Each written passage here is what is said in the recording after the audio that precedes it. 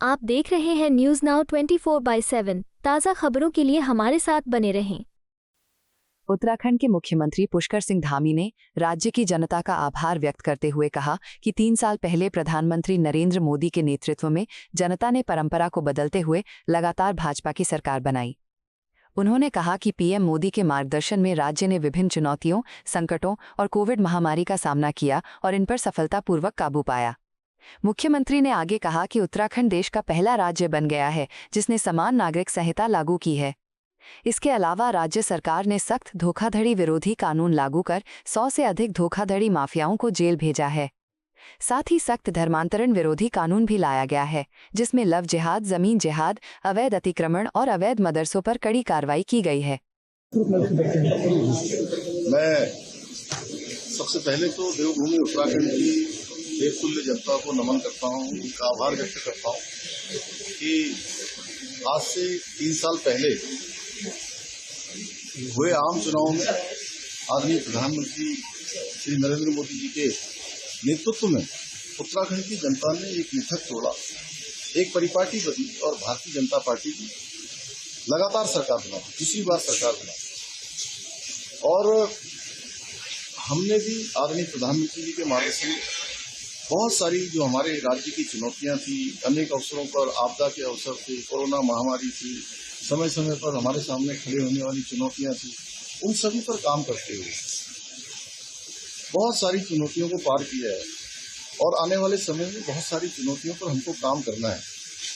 आज हमने देवभूमि उत्तराखंड को एक गौरव प्राप्त हो गया कि देवभूमि उत्तराखंड समान नागरिक संहिता यूसीसी को लागू करने वाला देश का पहला राज्य है। नकल का सख्त कानून लाकर जो नकल की बहुत बड़ी समस्या राज्य के अंदर हुआ करती थी, गरीब माता पिता के बेटे बेटियों को उनका हक नहीं मिलता था, उनकी योग्यता, प्रतिभा और क्षमता के साथ लगातार अन्याय होता था, उस पर पूरी तरह से लगाम लगा दी। नकल माफिया की कमर तोड़ दी, 100 से ज्यादा नकल माफियाओं को जेल में भेजा, 20,000 से अधिक नियुक्तियां पारदर्शी तरीके से संपन्न करवा दी। धर्मांतरण का सख्त कानून हम लेकर आए, दंगा रोकने का कानून लेकर आए, लव जिहाद हो, लैंड जिहाद हो, अवैध अतिक्रमण हो, अवैध मदरसे हो, उन सभी पर हमने कार्रवाई की है और राज्य के अंदर अतिक्रमण हटाने का यह अभियान हमने मिशन के तहत लिया है। नवाचार के मामले में भी हम आगे बढ़ रहे हैं। आज राज्य हमारा सतत विकास के लक्ष्यों को प्राप्त करने में पूरे देश में भारत सरकार के नीति आयोग की रैंकिंग में पहले स्थान पर है। बेरोजगारी दर में 4.4% हम कमी लाए। राष्ट्रीय खेलों का शानदार आयोजन अभी हुआ है। इससे पहले ग्लोबल इन्वेस्टर मीट हुई, G20 के कार्यक्रम आयोजित हुए, हिमस्खलन हो या चिलकारा टनल जैसी घटना हो, सभी पर हमने आदरणीय प्रधानमंत्री जी के मार्गदर्शन में सफलतापूर्वक इन चुनौतियों का सामना किया है। राज्य को बहुत आगे जाना है, राज्य के अंदर बहुत संभावनाएं हैं, बहुत पोटेंशियल है।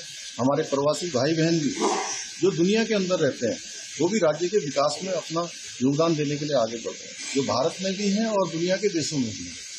उन सबको लेकर सबकी संभावनाओं के अनुरूप और आदरणीय प्रधानमंत्री जी के मुख से जो बाबा केदार के धाम में निकले हुए शब्द कि ये दशक उत्तराखंड का दशक होगा, उसके लिए हम हर एक नियोजन को आगे बढ़ा रहे हैं। अगले 10 सालों की कार्य योजना पर हम काम कर रहे हैं। विकसित भारत के संकल्प में अपना योगदान देने के लिए उत्तराखंड भी आगे बढ़े, उसके लिए भी हम काम कर रहे हैं। अनेक चुनौतियों का हमने सामना किया है, अनेक चुनौतियां अभी हमें उसका भी सामना करना है, सफलतापूर्वक आगे बढ़ना है।